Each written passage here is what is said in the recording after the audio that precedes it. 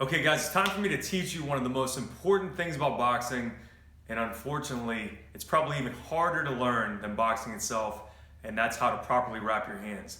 Now, like most things, there's more than one way to do things. There's probably 100 different ways to wrap your hands, but I'm gonna show you the way that I was taught, and I feel is the best, most effective, and safest way to protect your hands. Now, when you're boxing, it's very important that your hands are wrapped properly so that you don't roll your wrist when you strike the bag. Also, it's going to kind of keep the bones nice and stable in there so you don't have any hand injuries. So first thing, you have your 180-inch length Mexican style wraps. And most wraps are going to have printed this side down.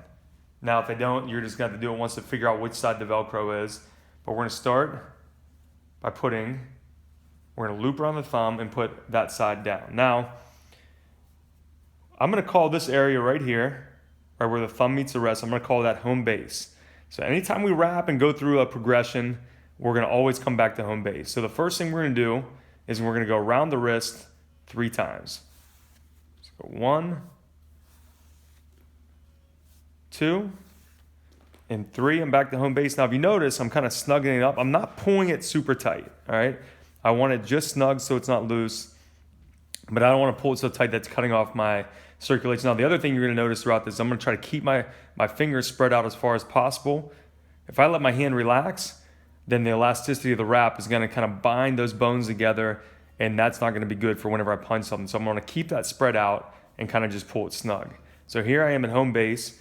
I'm going to go up across the hand, under the knuckles, and across the hand the opposite way, coming under the wrist, back to home base. You notice when I'm pulling the wrap, I'm kind of smoothing it out with my hand as I go. If not, it's going to get all crinkled up or get tangled, so I'm kind of smoothing it out.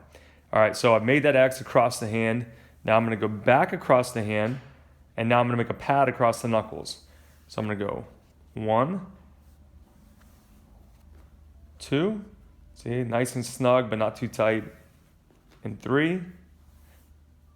Now I'm going to come down across the hand and back under to home base. Now from here, I'm going to start going in between the knuckles, always starting with the furthest finger away. So we're going to start at the pinky, and each time we go through a knuckle, we come back to home base, and we're going to go once around the wrist to kind of tie it in. So I'll go here, kind of pull that snug. You don't want to pull it all the way down, but it's nice and, the wrap's not loose. Now I'm going around the wrist. Now with this, I am going to snug that up a little bit because that has to kind of anchor that in. Now, next knuckle. We go around the wrist, anchor it up. Last one, around the wrist again.